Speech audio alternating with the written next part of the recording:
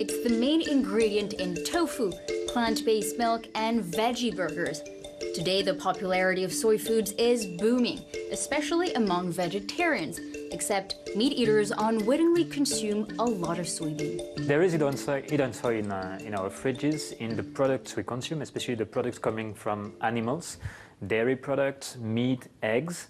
And WWF assessed a few years ago that there is roughly 60 kilograms of hidden soy in every fridge for every European that we consume every year, basically. The growing demand for soy is not driven by vegetarians, but by the world's insatiable appetite for meat. Of the 284 million tons of soy produced annually, 75% is used as animal feed. Only 6% is turned directly into food for human consumption. Let's take a look at this typical breakfast menu. To make 100 grams of bacon, you'll need 51 grams of soy, 25 grams for 100 grams of cheese, 7 grams to produce a small bottle of milk.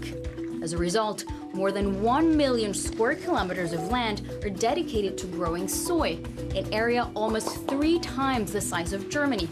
And if you're in Europe, where half of soybean imports come from South America, chances are the soy on your plate comes from a place that looks like this. Burnt woodlands in the Gran Chaco, the second largest forest in South America after the Amazon rainforest, covering 110 million hectares of land across Argentina, Paraguay, and Bolivia. Over the last decade, it's become the new hotspot for deforestation.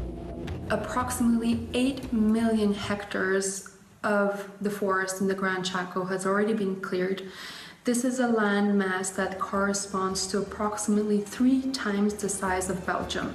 If the rate of deforestation continues at the current levels, we are projected to lose over half of the bird species within 1 or 2 decades, and we are also on the course of losing 30% of all the mammals that live in the Gran Chaco if we continue at the same pace. And things could get worse, as global soy production is predicted to double by 2050. So what exactly is fueling deforestation? Environmentalists say the nature of the global soy supply chain is to blame. Let's go back to the Gran Chaco. Because of its remote location, farmers sell their soy to transporters, who then take it to ports like Rosario, also a transit point for soy from Paraguay. All this soy is then bulked and bought by international agribusiness companies like Cargill and Bunge, who will export it and sell it to meat and dairy producers across the Atlantic. In other words, it's almost impossible to track a single soybean.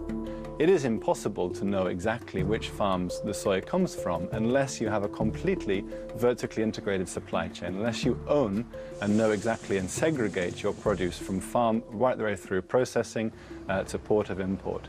So the lack of traceability around the production and supply chains of soy is definitely a factor that hides or masks deforestation and other environmental and social impacts associated with the unsustainable production of commodities like soy. And it's not just the bulldozing of forests that is problematic.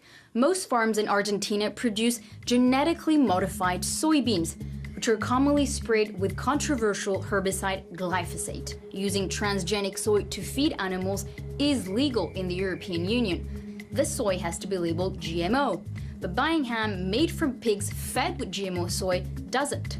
Certain labels now seek to certify that soy is sustainable, meaning deforestation-free and non-GMO. For critics, though, this is not enough, as big traders are not required to track the origin of soy. But could the solution be right here, on European soil? Instead of importing soy, we could produce our own. In France, at least, the local soy industry is rapidly expanding.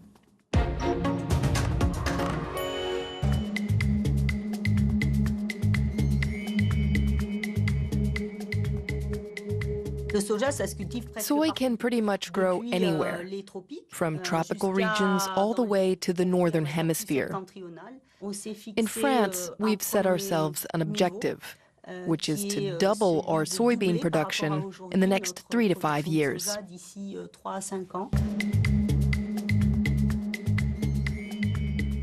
The industry needs to be encouraged to do so, whether it's agricultural or R&D policies. And then there's our role as consumers, reaffirming our desire for locally grown produce, and perhaps accepting to spend a little more on the chicken, tofu, and eggs that we buy.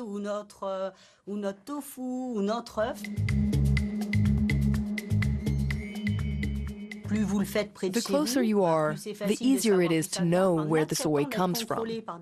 Once companies accept to be monitored by independent organizations, we can know how they've grown their soybean. Where did it go? How was it separated from other grains? It's a lot easier to do locally than over long distances with soy coming from far-off places.